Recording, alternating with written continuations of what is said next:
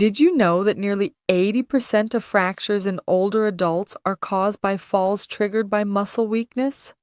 What's even more concerning is that many of these falls can be prevented.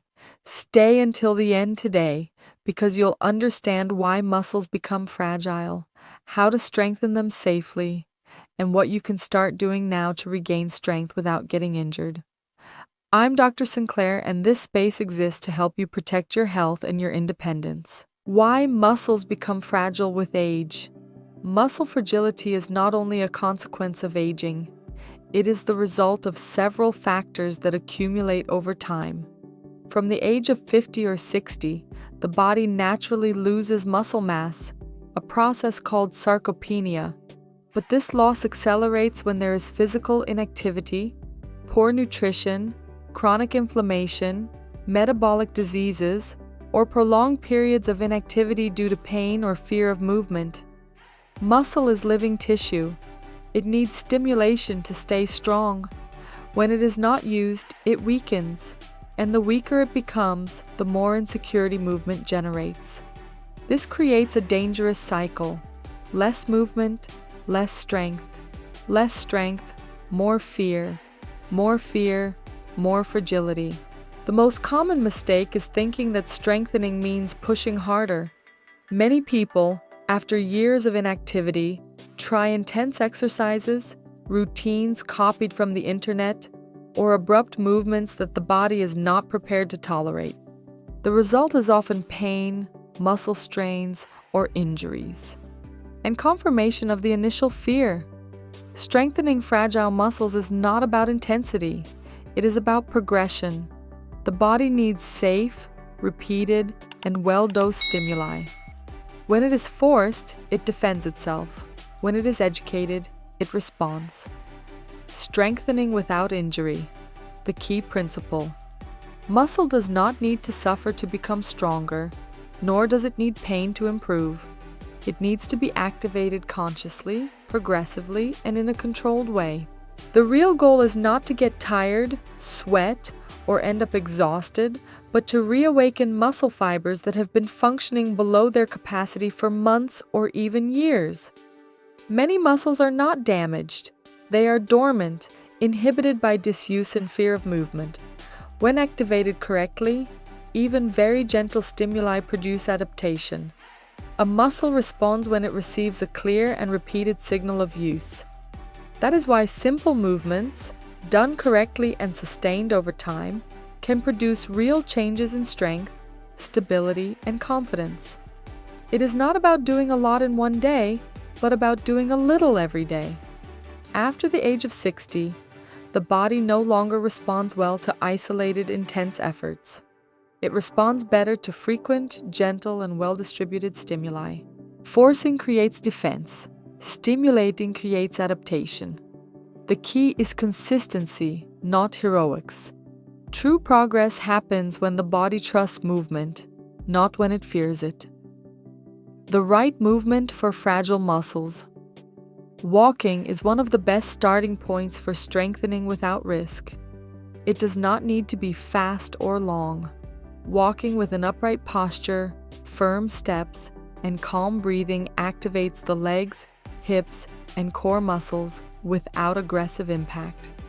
Walking 10 or 15 minutes, once or twice a day, already sends a clear signal to the muscular and circulatory systems that the body is still in use. Standing up and sitting down from a chair several times a day is another simple and extremely effective exercise. This movement strengthens the thighs and glutes, essential muscles for getting out of bed, climbing stairs, and preventing falls. Speed and exact repetitions do not matter. What matters is control. Feet firmly planted, back straight, and conscious movement. Even a few well-done repetitions provide benefits.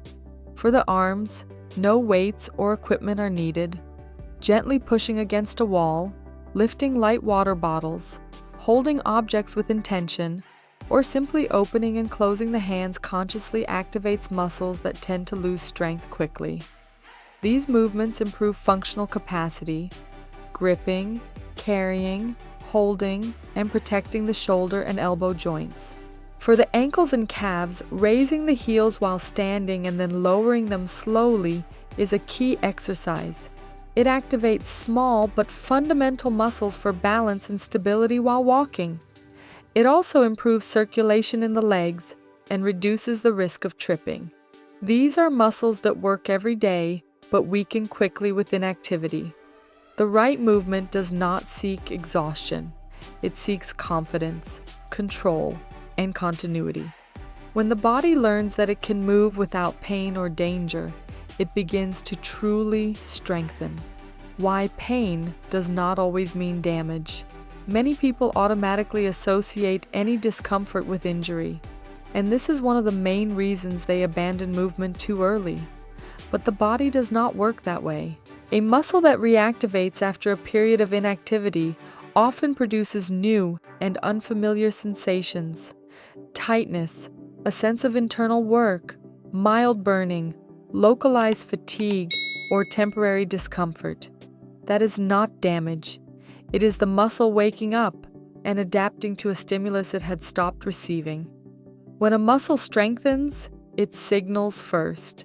It becomes noticeable. That sensation is part of the normal adaptation process. The tissue is receiving increased blood flow, more nerve stimulation, and greater metabolic demand. All of this can feel strange at first, especially in bodies that have been protecting themselves from movement for a long time. Very different is sharp, stabbing, intense pain that worsens quickly with movement or persists for hours without easing. That type of pain is a clear signal to stop, adjust, or seek guidance.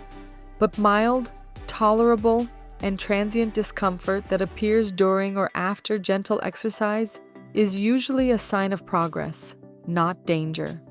Learning to differentiate these sensations is essential. When every discomfort is interpreted as damage, the body enters defense mode and fear blocks strengthening. When it is understood that some discomfort is part of the process, confidence, continuity, and better results follow. The body strengthens when it is listened to, not when it is avoided. Nutrition also strengthens muscles. Muscle is not built by movement alone. It is built by movement and nutrients. Without the right elements, recovery and strengthening are not possible. One of the most common mistakes among older adults is consuming too little protein without realizing it.